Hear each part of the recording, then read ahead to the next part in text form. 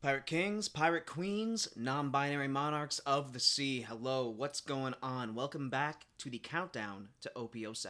As you'll see up here, we have gone over 2 decks so far in the countdown, Perona and Moria. If you haven't seen those videos yet, highly encourage you to check those out. If you've been following along so far, thank you so much, appreciate you being here. And if not, here is a breakdown of my process for these videos.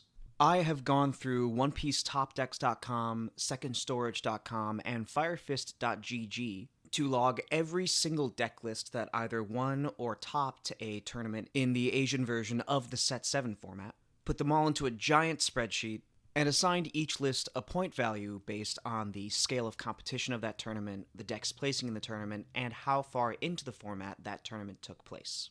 With that, I've been able to rank each leader as well as come up with a standard topping deck list for that leader, along with some very useful metrics on cost curve, amount of counter, number of 2K counters, non-counter characters, blockers, events, cards with a certain type even, as well as some tech choices and general popularity of cards that got used with each leader.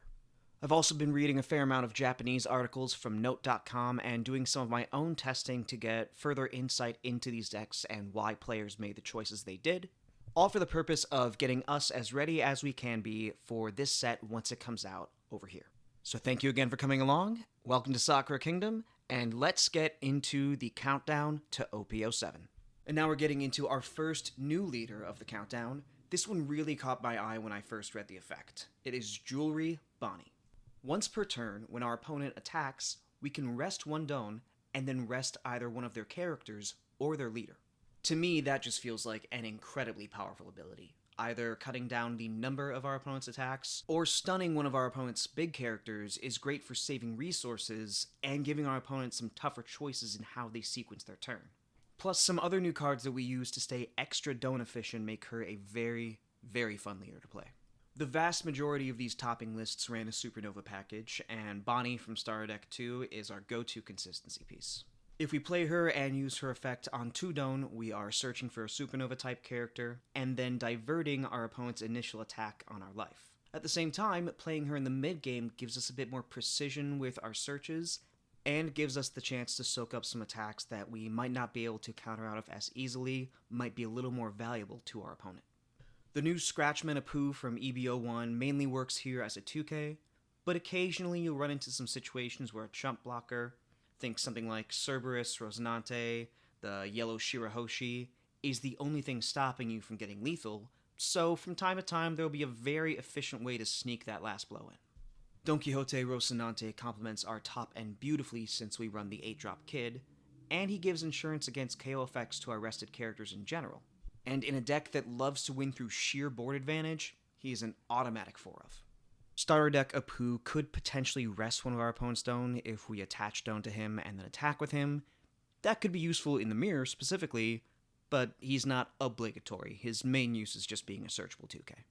And then Izo rounds out our 2K counters, and he gets to rest a 4 cost, a very relevant number in this. Like Apu, this can let us get around some blockers, or in certain instances when we already have enough defense on board or in hand, get more swings in on Law's board while we try to starve his life. The Set 7 Bartolomeo started seeing play after the ban, and he's got some nice stats. 4K is just annoying enough to make Law hate having to use a reducer to tuck him, and being a 3 cost means that Kid plays him for free. His effect lets us draw one and trash one to get closer to our unsearchables if we rest an opponent's character. Just keep in mind that it's only on our own turn, so the leader effect and Hawkins don't trigger this. Hody Jones's on-play ability and 8-cost Kid's self-rest ability will trigger this if he's already on the field. Otherwise, the other options are Apu and Izo, so if you really need to cycle one, just make sure that you can take that even or negative trade encounter before you try and filter. Now we can get into the real stars of this deck, and I'm not even talking about the high-cost characters. When you see a Rouge and he sticks on the field, you're playing a different game. Leader ability, like I said, is incredibly powerful, but leaving one Don up each turn stops us from developing our curve as optimally as we'd like.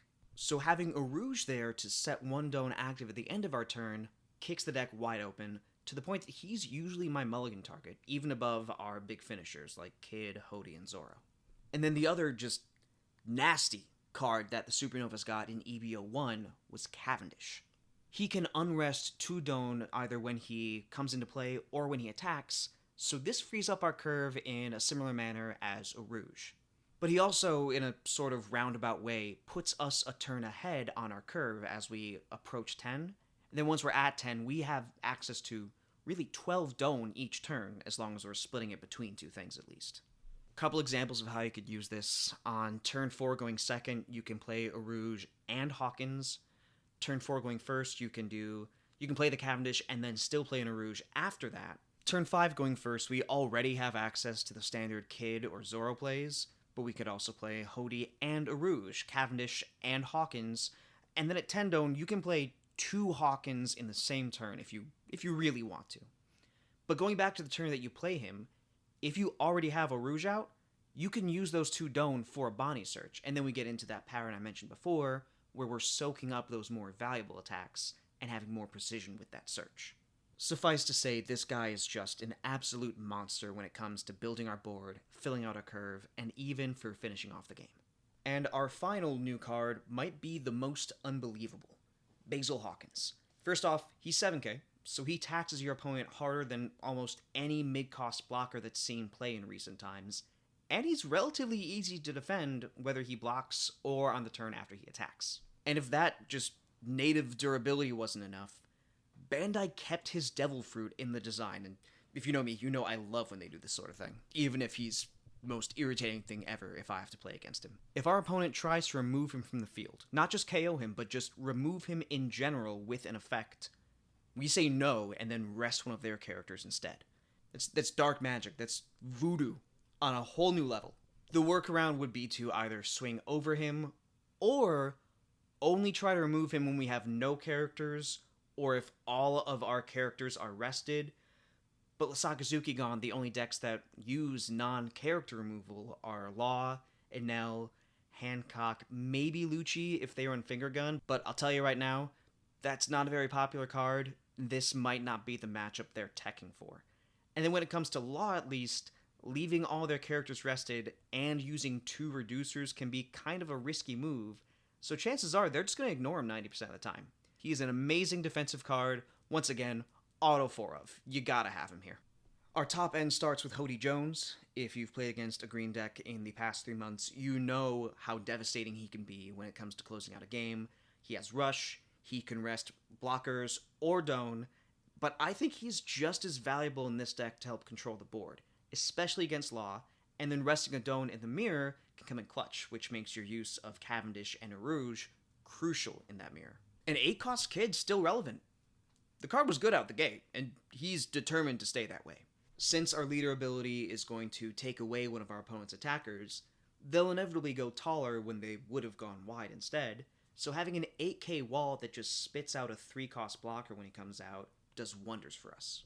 In order to get him off the board, Enel needs to either use 8-cost Katakuri or Kingdom Come.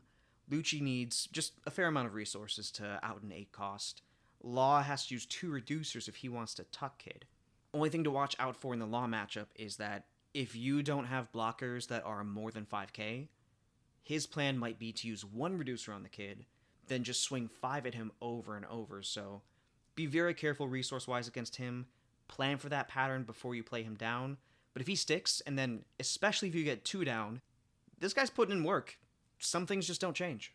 And our final character is 9-cost Zoro. The minute he hits the board, 90% of the time your opponent just has to have an out to him or it's game over. That, or they spit out more blockers than we can rest, or somehow have enough counter to get through after that. But we all know, 16k 3 times, that's pretty devastating. In the mirror, how well you use him and the chance to either go all in with multiple attacks or leave him active is going to be vital. And he is our best bet to put the pressure we need to on Enel and Black Yellow Luffy. If you starve Law well enough that he sticks, there is a chance he could close that game on his own, but my testing on Bonnie's side of the matchup is pretty limited, and honestly it really just worked because I saw 2 copies in one very, very cool game. Either way, he is indispensable. You need to run him at least 2. Most decks had him at 4. And to round things out, we have 2 copies of Whoever Wins This War Becomes Justice in order to get some more use out of any extra non-counter characters we see. but the trigger comes in very handy when we do see it, especially against, you guessed it, Law. And now let's switch it over to our card count stats. One disclaimer I want to make is that for the algorithm list and for these slides, I did not consider any list running 10 cost Doflamingo. He's going to change the list considerably, and there were also enough lists running Dofi that topped where I can make a separate deck list for him that we can take a look at later. Our main package, BONNEY, Rosinante, Cavendish, Hawkins, those ones are played at 4 in every deck. But every deck's going to run at least some number of our Hody, Zoro, Rouge, Bartolomeo, Kid. Once we get to the Izo and Apu, they're very common. A couple lists decide to stray from the 2K section of the deck. You'll see those on the next slide. EB01 Apu was still in more than 3/4 of these lists. Whoever wins, that's where you start to tip a little lower, but still in a lot of lists and still gives us a lot of utility. But if we look at these other lists, there is a sizable difference in their prevalence, and as you can see, it's because there were also some alternative builds of BONNEY. Before I get too ahead of myself, though, Dellinger was actually running a couple of relatively straightforward Supernova lists. Those ones cut out the whoever wins, shaved Rouge down to 3. He's another way to get an active Don at the end of our turn that can come out through 8-cost Kid, so if our opponent gets rid of our Rouge, or we just don't get the chance to see him, we can still get a Don active and play Kid if we hit 9 Don going first. Couple lists in the first week added Killer to go with Kid. You know, they're a great combo. Diaz Drake was in that Dellinger list as well. A lot of people played him in the list, I think often in a full 4 of before the ban. And I do like the idea of using him here to get rid of some of Law's rested characters. But a lot of those lists were also running the 8-cost Rosinante to give our 5-cost immunity, so part of that package has fallen by the wayside. There was one list that had a slight Doflamingo Pirates package, didn't play the 10-cost, didn't go full-on in that direction, but still used Baby 5 from Set 5 to search out the 2K counters from the Don Quixote Pirates, our Rosinante, whoever wins. Valid direction to go in, I think. Similar thing with Kami and the new Fishman Pirates. Zio's a 2K. Jinbei can rest a 1-cost and still swing for 5. Interesting. Hody and Hyozo also let you rest a, I believe, 4-cost character and then take a life. So as long as you can defend yourself decently, that build can get some mileage out of there. And then Hachi's another great 2K that can come out of trigger. And then the 6-cost AK Apu is just another strong attacker. Plenty of other things that we'd be happy spending 6 on, like Hawkins. And that 5-cost BONNEY is another remnant of the pre-ban BONNEY lists. Sort of like a mini Doflamingo. On play, you can freeze an opponent's rested character or one of their Don. So if you, say, player on 7, stop your opponent from using their Moria on 8. In that sense, she could be a pretty cool tech card, but I think at this point the list is just kind of tight, and it's already really, really consistent. I love this build that we've got up here in the first slide. As much as I love this list, though, I will not pretend it's beyond changes. The first 10 picks for cuts would be our 2 copies of Whoever Wins, our 4th Barto, our 4th Kid, our 4th Erouge, our 4th and 3rd Star Deck Apu, as well as that first copy of Whoever Wins, along with our 4th and 3rd copies of the EB01 Apu. As far as what we'd add, more pizza. Great Searcher, gets us more of our Supernova characters, keeps us consistent. We could run a 3rd copy of Whoever Wins if you feel like you need more counter power. Then we have up to 3 Dellinger as an option. I did start liking him more and more after I realized that we can play him off Kid. That didn't occur to me until I was recording this. And then 1 or 2 of Diaz Drake. Personally, I'm biased. This was my favorite card back in set 1. I did just go over why I don't think I need to run him, but I might be giving mixed messages here. I'm kind of getting mixed messages from him here. Like, what's his deal? You know, is he a pirate? Is he a cop? I can't figure him out, but I'm intrigued, you know? Sidebar that's completely unrelated to the card game. I know sometimes we get those semi-canon, not written by Oda, but supervised Oda novels. There was the Ace one, there's the Law one. We're getting a Zoro one pretty soon. Look into that.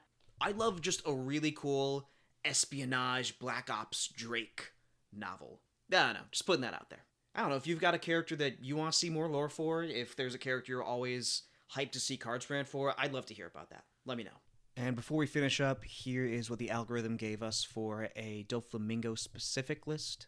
And before we finish up, here is what the algorithm gave me for a Doflamingo specific list. Looking at it now, the main changes are the 2Ks. We did take out Barto. We did shave down Kid and Zoro. There's another whoever wins in there.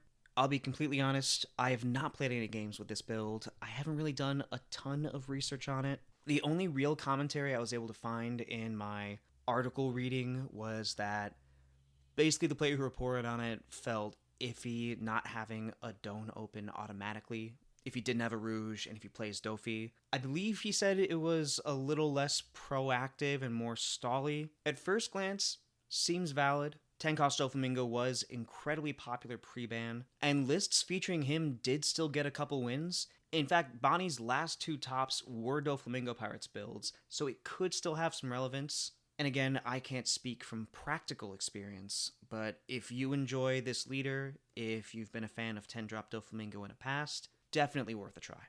And there is Jewelry BONNEY, number 5 in our countdown to OP07. If you are interested in playing BONNEY, if you have enjoyed this deck profile, if you have any thoughts of your own, I would love to hear them in the comments. And if you want to get notified as soon as I put the rest of these videos out, including the big one on release day, it's going to have all of these rolled into one, as well as a tier list and overall thoughts on OP07 as a whole, then I will always be thankful for another sub, and share this with your friends. This is Sakura Kingdom. All this talking, it's getting me a little hungry. You know what hit the spot right now? A garbage plate. If you don't know what it is, look it up. If you know, you know, and you know, that would be a meal fitting Big Eater Jewelry BONNEY.